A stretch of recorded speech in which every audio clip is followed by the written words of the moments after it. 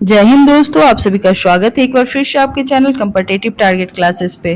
तो जैसा कि बिहार दरोगा का इंपॉर्टेंट टॉपिक वाले क्लासेस चल रहा है जहां से बार बार क्वेश्चन आपसे किया जाता है, तो आज का क्लासेस में आप लोग जानोगे न्यायपालिका से जुड़ा हुआ क्वेश्चन जो कि पॉलिटी का है और यहाँ से बहुत सारे क्वेश्चन आपके एग्जाम में बनते हैं। तो ये सारे क्वेश्चन आपको यहाँ पे देखने को मिलेगा, तो वीडियो के लास्ट तक जरूर बने हुए रहना। वीडियो पसंद आए तो इसे लाइक करना, शेयर करना और चैनल सब्सक्राइब करके रखना ताकि आने वाले समय में आपके हर एक टॉपिक क्लियर हो जाए, आपको पता चल जाए कि कहाँ से क्वेश्चन आपके आने वाले हैं। तो ये सेशन के बाद मैं आप लोगों को प्रीवियस ईयर क्वेश्चन वाला भी एक ही क्लासेस में, मैराथन क्लासेस भी करवा दूंगी ताकि आप लोग ये क्लासेस कर लो, उसके आधार पे आप कितने क्वेश्चन सही कर रहे हो आपको पता चल जाए।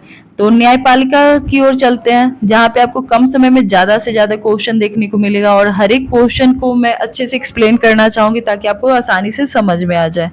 क्वेश्चन नंबर फर्स्ट की बात किया जाए कि संविधान के किस भाग में संघीय न्यायपालिका का जिक्र किया गया है, तो आपको मैं ये बताना चाहूंगी क्लास स्टार्ट करने से पहले कि भाग, अनुच्छेद और अनुसूची से जुड़ा हुआ कोई भी डाउट है तो आपका आसानी से क्लियर हो सकता है, क्योंकि भाग, अनुच्छेद और अनुसूची से जुड़ा हुआ क्लास मैंने ऑलरेडी अपलोड कर चुकी हूँ जहाँ पे आपको डीपली जानकारी मिल जाएगी। तो आप लोग जरूर उस क्लास को भी देख लो ताकि आपको यहाँ पे भाग समझ में आए कि टोटल भाग 22 है।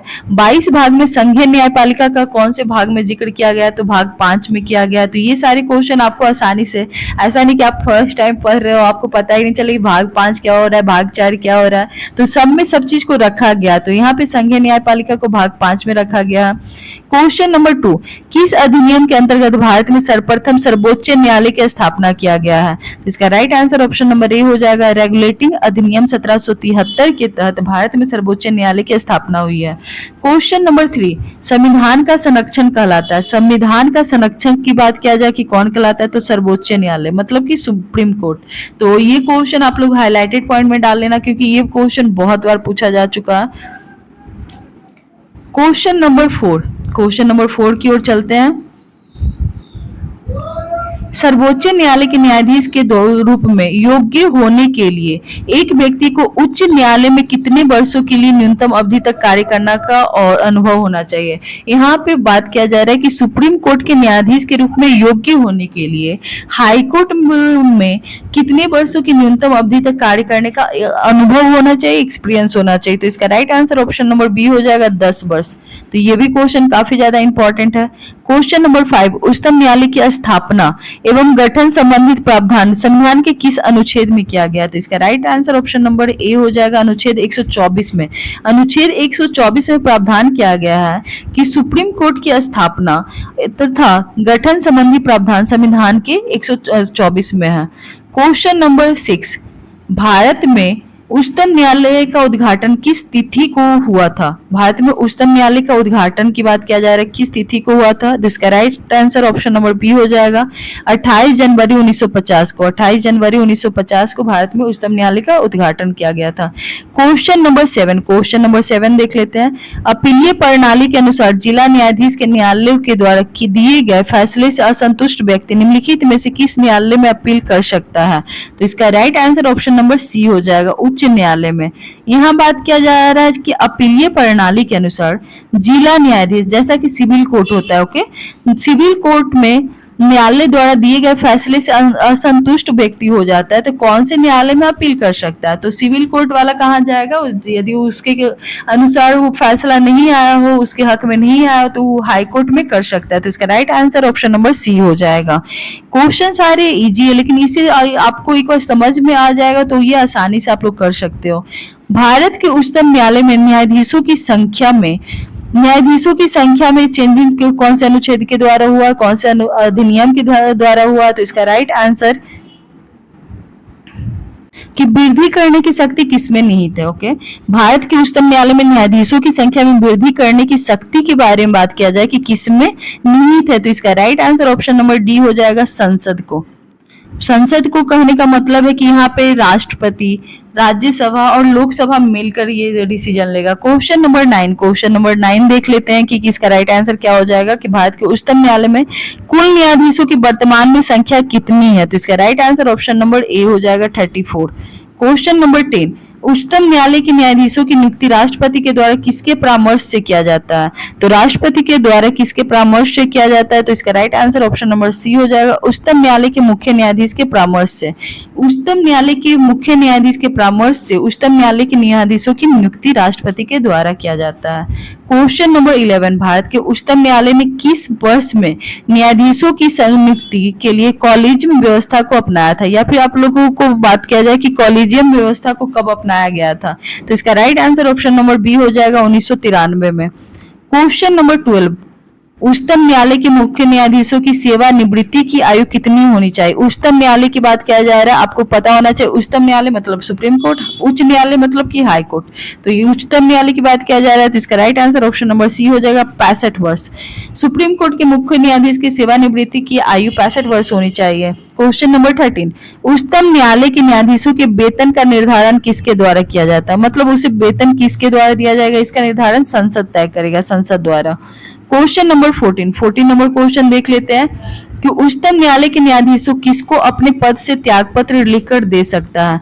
तो किसको अपने पद से त्यागपत्र लिखकर दे सकता है? तो इसका राइट आंसर 14 नंबर क्वेश्चन का ऑप्शन नंबर ए हो जाएगा, राष्ट्रपति को।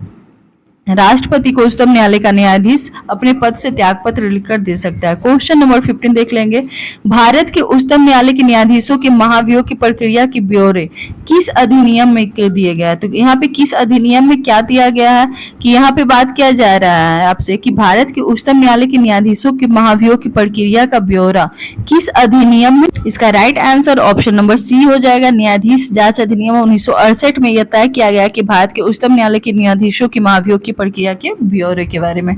क्वेश्चन नंबर 16 देख लेते हैं। क्वेश्चन नंबर 16 में बताया गया है कि उच्चतम न्यायालय के न्यायाधीशों के विरुद्ध महाभियोग का प्रस्ताव पारित हो जाने पर पदच्युत का आदेश कौन जारी कर सकता है? तो इसका right answer option number B हो जाएगा, राष्ट्रपति। क्वेश्चन नंबर 17, भारत के कार्यवाहक मुख्य न्यायाधीश की नियुक्ति का प्रावधान संविधान के किस अनुच्छेद में तय किया गया है? तो इसका right answer option number A हो जाएगा, अनुच्छेद 126 में यह तय किया गया है कि भारत के कार्यवाहक मुख्य न्यायाधीश की नियुक्ति का प्रावधान संविधान के अनुच्छेद में दिया गया है। क्वेश्चन नंबर 18 नंबर क्वेश्चन, किस अनुच्छेद के अंतर्गत कोई नागरिक मूल्य अधिकारों के किसी भी उल्लंघन के लिए सीधे ही उच्चतम न्यायालय में मुकदमा कर सकता है? तो इसका right answer option number D हो जाएगा, अनुच्छेद 32 में तय किया गया है। क्वेश्चन नंबर 19, निम्नलिखित में से वे व्यक्ति कौन है जो अनुच्छेद 143 के अधीन किसी मामले के सलाहकारी राय के लिए भारत के उच्चतम न्यायालय को भेज सकता है? तो ये क्वेश्चन काफी ज्यादा इंपॉर्टेंट हो जाता है क्योंकि ये 143 के बारे में जिक्र किया गया है, जिसको मैंने पिछले क्लास में भी ऑलरेडी बताया था। राष्ट्रपति वाला क्लास आपको याद होगा कि भारत के राष्ट्रपति को यह अधिकार दिया गया अनुच्छेद 143 में कि वो अपने अधीन किसी भी मामले के लिए सलाह ले सकते हैं उच्चतम न्यायालय से। क्वेश्चन नंबर 20 में देख लेते हैं कि भारतीय संविधान के किस अनुच्छेद के अंतर्गत केंद्रीय प्रशासनिक अधिकरण के निर्णय को उच्चतम न्यायालय में चुनौती दी जा सकती है? तो 20 का right answer option number A हो जाएगा, 323 के ए में। 323 के ए में यह तय किया गया है, अनुच्छेद 323 के ए का जिक्र किया गया है कि भारतीय संविधान के केंद्रीय प्रशासनिक अधिकरण केट के निर्णय का उच्चतम न्यायालय में चुनौती दी जा सकती है। क्वेश्चन नंबर 21 जो कि काफी ज्यादा हाईलाइटेड क्वेश्चन है कि अंतिम अपीलीय न्यायालय कौन सा है? अंतिम अपीलीय न्यायालय को कौन सा हो जाएगा? उच्चतम न्यायालय। यदि सिविल कोर्ट में नहीं हो रहा है तो हाई कोर्ट भेज सकते हो, हाई कोर्ट में नहीं हो रहा है तो आप लोग उच्चतम न्यायालय में कर सकते हो, तो अंतिम आपका सुप्रीम कोर्ट हो जाएगा। क्वेश्चन नंबर 22, निम्नलिखित में से कौन सा न्यायिक आदेश उच्च न्यायालय या उच्चतम न्यायालय द्वारा किसी व्यक्ति को किसी सार्वजनिक कार्यालय पर अधिकार करने से रोकने के लिए जारी किया जाता है? तो इसका right answer option number D हो जाएगा, एक अधिकार परीक्षा। एक अधिकार परीक्षा, जैसा कि मैंने बीटो के बारे में भी बताया है, रीट के बारे में भी बताया। तो रीट वाला क्वेश्चन आप लोग यदि हाई कोर्ट वाला देख रहे हो तो सबसे पहले आपको 5 रीट के बारे में भी जानना होगा कि 5 तरह का रीट होता है, बंदी प्रत्यक्षीकरण, परमादेश, उत्प्रेक्षण, एक अधिकार परीक्षा। तो उसी के तहत ये बताया गया है कि न्यायिक आदेश उच्च न्यायालय या उच्चतम न्यायालय द्वारा किसी व्यक्ति को किसी सार्वजनिक कार्यालय पर अधिकार करने से रोकने के लिए जारी करता है। क्वेश्चन नंबर 23 में देख लेते हैं कि भारतीय संविधान के तदर्थ न्यायाधीशों की नियुक्ति का प्रावधान किसमें है? तदर्थ न्यायाधीश की बात किया जा रहा है, तो इसका right answer option number A हो जाएगा, उच्चतम न्यायालय में। और ये क्वेश्चन बहुत बार आ चुका है तो इसलिए आप इसके VVI में डाल लेना। 23 की मैं बस चर्चा कर रही हूँ, तदर्थ न्यायाधीश उच्चतम न्यायालय। क्वेश्चन नंबर 24 देख लेते हैं। 24 में क्या बोल रहा है कि उच्चतम न्यायालय के तदर्थ न्यायाधीशों की नियुक्ति संविधान के किस अनुच्छेद के अंतर्गत किया गया है?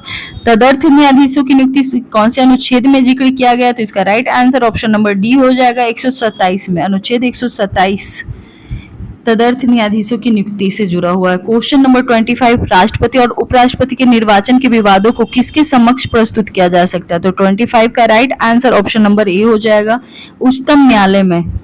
क्वेश्चन नंबर 26, भारतीय संविधान में न्यायिक पुनरावलोकन का आधार क्या है? न्यायिक पुनरावलोकन का अधिकार विधि द्वारा स्थापित प्रक्रिया हो जाएगा। ये क्वेश्चन भी बहुत अच्छा क्वेश्चन है। 27 नंबर क्वेश्चन, जनहित याचिका की अवधारणा की शुरुआत किस देश में से हुई है? तो जनहित याचिका के बारे में बात किया जाए तो इसका right answer option number B हो जाएगा, यूएसए, संयुक्त राज्य अमेरिका द्वारा जनहित याचिका का अवधारणा की शुरुआत किया गया है। क्वेश्चन नंबर 28 नंबर क्वेश्चन देख लेते हैं कि भारत में न्यायिक सक्रियता किससे संबंधित है? तो 28 का right answer option number D हो जाएगा, जनहित याचिका से। वही पीआईएल का बहुत बार क्वेश्चन आ चुका है कि इसका फुल फॉर्म क्या होता है, ये एनसीईआरटी बेस्ड क्वेश्चन भी है। तो इसका 29 का right answer option number A हो जाएगा, public interest litigation, public interest litigation. Question number 30, Bharat में सुधारात्मक याचिका मुख्यालय में किस अनुच्छेद के अंतर्गत दाखिला की जा सकती है? तो 30 का right answer option number C हो जाएगा, 142। अनुच्छेद 142 में यह प्रावधान क्या है कि भारत में सुधारात्मक याचिका न्यायालय में अंतर्गत दाखिला किया जा सकता है 142 अनुच्छेद के तहत। क्वेश्चन नंबर 31 यहाँ पे देख लेंगे कि किस अनुच्छेद के अंतर्गत यह निहित किया गया कि भारत के उच्चतम न्यायालय की संपूर्ण कार्यवाही अंग्रेजी भाषा में होगा। मतलब भाषा, सुप्रीम कोर्ट का बात किया जाए तो अंग्रेजी भाषा में होगी कार्यवाही। तो ये कौन से अनुच्छेद में जिक्र किया गया? तो अनुच्छेद 348। ये भी क्वेश्चन भी काफी ज्यादा इंपॉर्टेंट हो जाता है। तो 31 का right answer option number C हो जाएगा। क्वेश्चन नंबर 32, सेवानिवृत्ति होने के पश्चात सर्वोच्च न्यायालय के न्यायाधीशों का वकालत कर सकता है। 32 का right answer option number D हो सकता है, किसी भी न्यायालय में नहीं।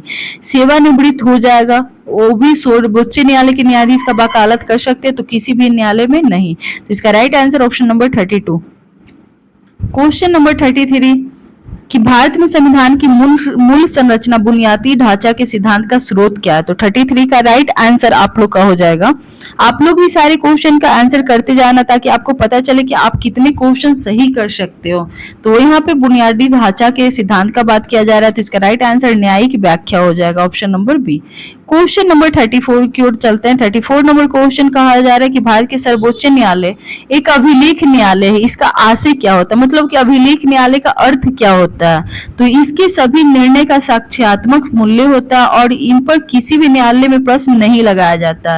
ये क्वेश्चन बहुत ही इंपॉर्टेंट है। जब सर्वोच्च न्यायालय एक अभिलेख न्यायालय कहलाता है तो उस पर कोई प्रश्न उठा भी नहीं सकता है। इसका सभी निर्णय साक्ष्यात्मक मूल्य होगा और इस पर किसी भी न्यायालय में प्रश्न चिन्ह नहीं लगाया जा सकता। क्वेश्चन नंबर 35, किसी भी न्यायालय द्वारा दिए गए निर्णयों के विरुद्ध अपील नहीं की जा सकती। कहाँ पे? तो सर्वोच्च न्यायालय हो जाएगा। राइट आंसर ऑप्शन नंबर 35 का सी हो जाएगा। एक सेकेंड यहाँ 35 नंबर क्वेश्चन आपसे क्या कह रहा है? हाँ, किसी न्यायालय द्वारा दिए गए निर्णयों के विरुद्ध अपील नहीं की जा सकती। कहाँ पे निर्णय लिया जाता है तो अपील नहीं किया जाता है? तो उच्चतम न्यायालय राइट आंसर हो जाएगा। क्वेश्चन नंबर 36 का देख लेते हैं कि निम्नलिखित में से कौन से मामले में उच्च न्यायालय और उच्चतम न्यायालय की अधिकारिता में आते हैं? तो 36 का right answer option number C हो जाएगा, मूल अधिकारों का प्रवर्तन। मूल अधिकारों का प्रवर्तन का मामला उच्च न्यायालय और उच्चतम न्यायालय दोनों में आते हैं। क्वेश्चन नंबर 37 नंबर क्वेश्चन, निम्नलिखित में से किस बात में उच्चतम न्यायालय में संविधान के मूल ढांचे का सिद्धांत प्रतिपादित किया गया है? तो 37 का राइट आंसर केशवानंद भारती बनाम केस। केशवानंद भारती बनाम केस में यह जिक्र किया गया कि उच्चतम न्यायालय में संविधान के मूल ढांचों का सिद्धांत का प्रतिपादित किया था। क्वेश्चन नंबर 38 की ओर चलते हैं, जो कि बीपीएससी 2021 में भी क्वेश्चन पूछा जा चुका है कि न्यायिक पुनरावलोकन का अर्थ है कि सर्वोच्च न्यायालय, ये क्या है? तो 38 का right answer option number D हो जाएगा, राज्य के किसी भी कानून को अवैध घोषित कर सकता है। न्यायिक पुनरावलोकन का अर्थ सर्वोच्च न्यायालय इसलिए है क्योंकि राज्य के किसी भी कानून को वो अवैध घोषित कर सकता है। क्वेश्चन नंबर 39, क्वेश्चन नंबर 39 देख लेते हैं कि उच्चतम न्यायालय में संविधान के निर्वाचन से संबंधित मामले की सुनवाई करने के लिए न्यायाधीशों की संख्या कम से कम कितनी होनी चाहिए। तो 39 का right answer option number D हो जाएगा 5। उच्चतम न्यायालय में संविधान के निर्वाचन से संबंधित मामले की सुनवाई करने के लिए कम से कम 5 न्यायाधीश होना जरूरी है। क्वेश्चन नंबर 40 देख लेते हैं। क्वेश्चन नंबर 40 में जिक्र किया गया कि भारत में राज्यों के उच्च न्यायालय, अब यहाँ से हाई कोर्ट स्टार्ट हो रहा है तो आप लोग देखते जाना, वहां तक उच्चतम न्यायालय था, अब हाई कोर्ट। भारत में राज्यों के उच्च न्यायालय में विषय में प्रावधान संविधान के किस भाग में किया गया था। तो भाग यदि आपसे पूछा जाए तो वही भाग हो जाएगा ऑप्शन नंबर डी, भाग 6 में। भाग 6 में राज्यों के, क्योंकि राज्यों का यदि राज्यों का राज्यपाल का भी जिक्र भाग 6 में ही किया गया था, उच्चतम न्यायालय का भाग 5 में किया गया था। क्वेश्चन नंबर 41 नंबर क्वेश्चन देख लेते हैं।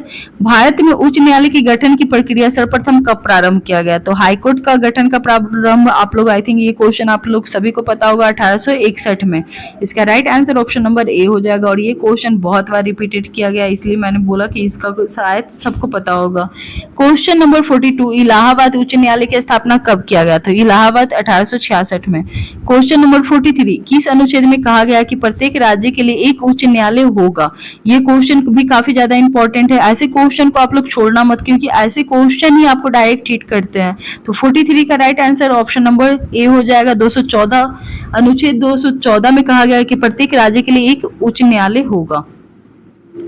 क्वेश्चन नंबर 44, वह कौन सा एकमात्र केंद्र शासित प्रदेश है जिसका अपना उच्च न्यायालय है। तो ये दिल्ली हो जाएगा। राइट आंसर दिल्ली है, एक ऐसा केंद्र शासित प्रदेश है जिसका अपना उच्च न्यायालय है। क्वेश्चन नंबर 45, उच्च न्यायालय के मुख्य न्यायाधीशों की नियुक्ति किसके द्वारा की जा सकती है। उच्च न्यायालय की बात किया जा रहा है तो ये राष्ट्रपति द्वारा हो जाएगा, ऑप्शन नंबर ए। क्वेश्चन नंबर 46, उच्च न्यायालय के एक मुख्य न्यायाधीशों की नियुक्ति संबंधी प्रावधान भारतीय संविधान के किस अनुच्छेद में दिया गया है। ये भी क्वेश्चन इंपॉर्टेंट हो जाता है।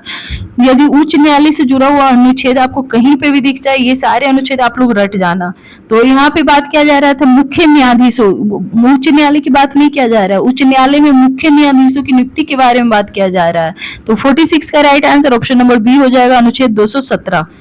क्वेश्चन नंबर 47, हरियाणा में पहली अस्थायी लोक अदालत की स्थापना कब हुई थी। हरियाणा का जिक्र किया जा रहा है तो 47 का राइट आंसर आपका हो जाएगा ऑप्शन नंबर डी, 7 अगस्त 1998 को।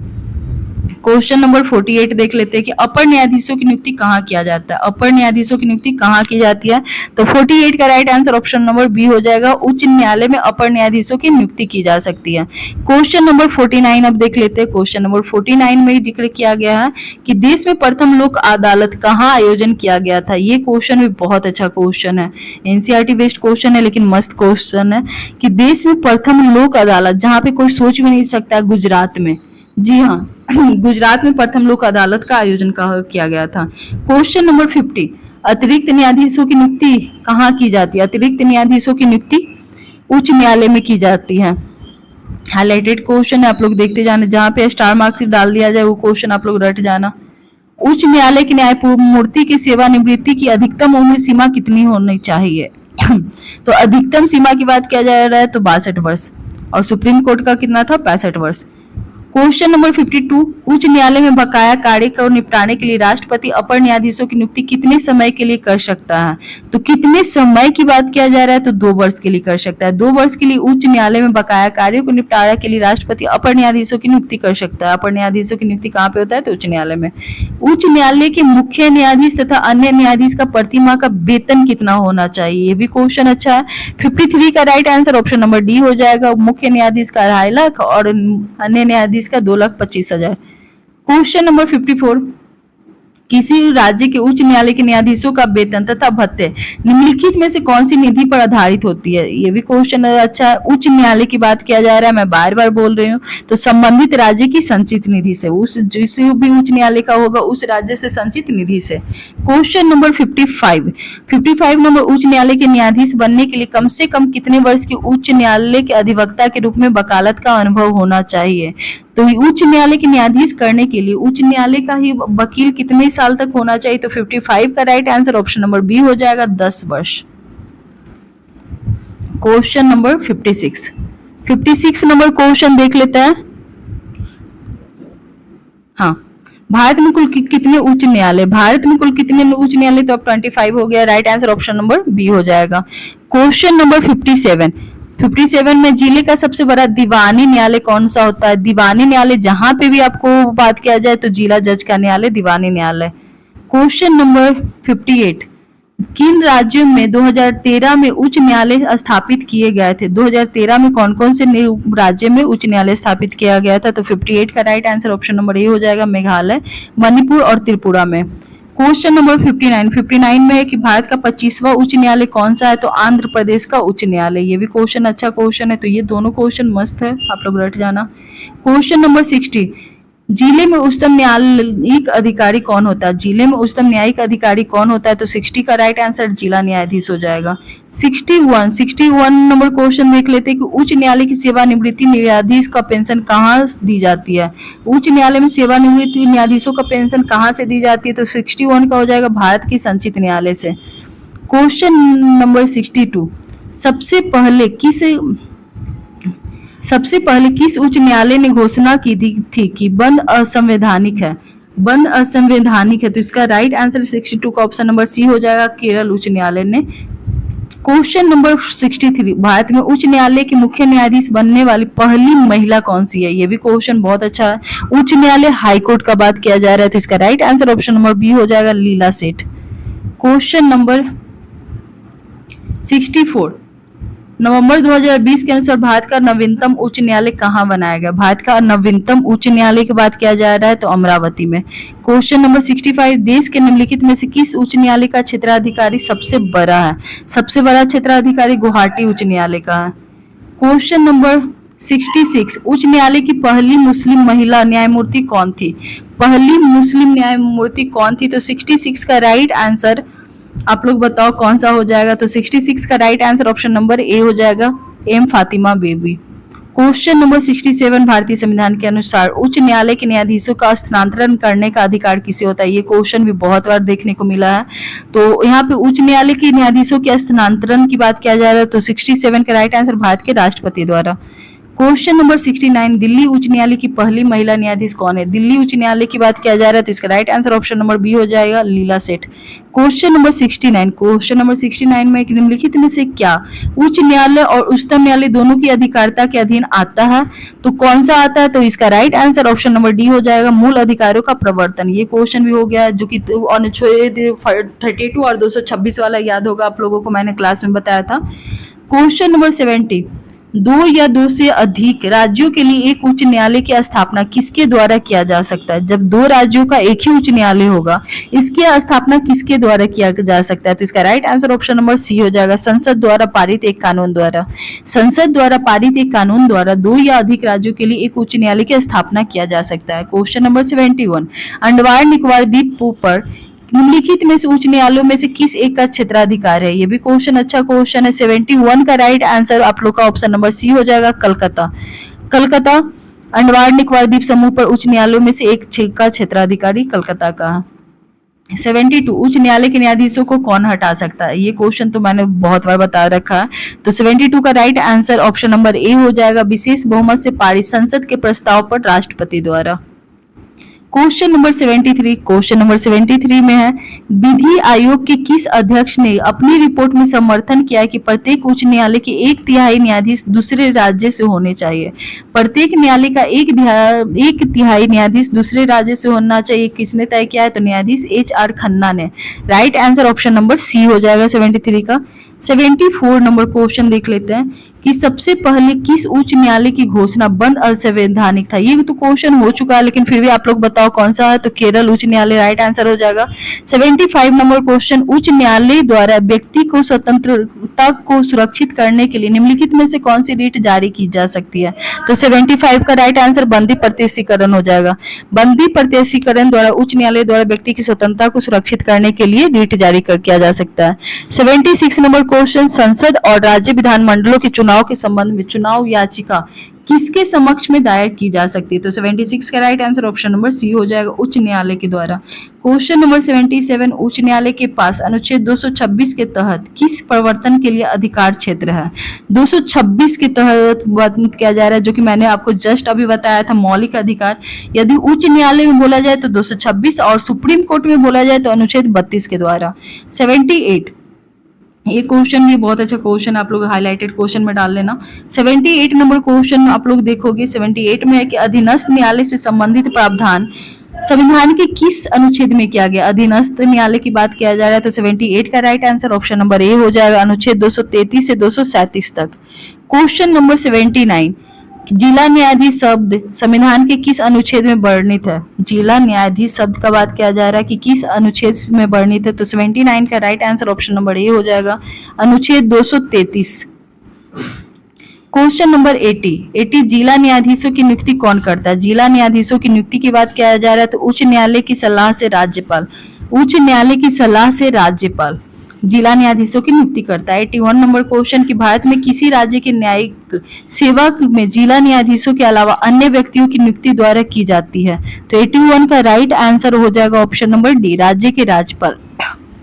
भारत के किसी राज्य के न्यायिक सेवा में जिला न्यायाधीशों के अलावा अन्य व्यक्तियों की नियुक्ति की जाती है तो किसके द्वारा किया जा सकता है? तो जिला न्यायाधीश राज्य के राज्यपाल के द्वारा। तो आज का क्वेश्चन आपके लिए जो कि बहुत ज्यादा इंपॉर्टेंट क्वेश्चन हो जाता है, ये क्वेश्चन थोड़ा सा टफ आपको अभी जरूर लग रहा होगा, लेकिन यही सारे क्वेश्चन जब आपको एग्जाम में देखने को मिलेगा और यदि अभी आपने अभी इसको कवर कर रखा है तो ये आपके लिए काफी ज्यादा हेल्पफुल रहेगा। तो आज का क्लास आपके लिए थोड़ा सा टफ तो था, पॉलिटी है वो भी न्यायपालिका से जुड़ा हुआ क्वेश्चन है, तो एक ही क्लास में आपको हाई कोर्ट, सिविल कोर्ट और सुप्रीम कोर्ट सबके बारे में पता चला। तो इसे 1 से 2 बार देखो, 2 से 3 बार देखो, इसको लिखने की कोशिश करो और जितना हो सके ये सारे क्वेश्चन आप लोग कंप्लीट करने की कोशिश करो, क्योंकि न्यायपालिका आपको तीनों का तीनों 81 क्वेश्चन में कवर हो रहा है, बहुत बड़ी बात है। तो 81 क्वेश्चन आप लोग रट जाओ। तो थैंक यू दोस्तों हमारे साथ लास्ट तक बने रहने के लिए। आई होप सो ये सारे क्लासेस आपके लिए काफी ज्यादा हेल्पफुल साबित हो रहे होंगे और आपको ये क्लासेस पसंद भी आ रहा होगा। तो थैंक यू।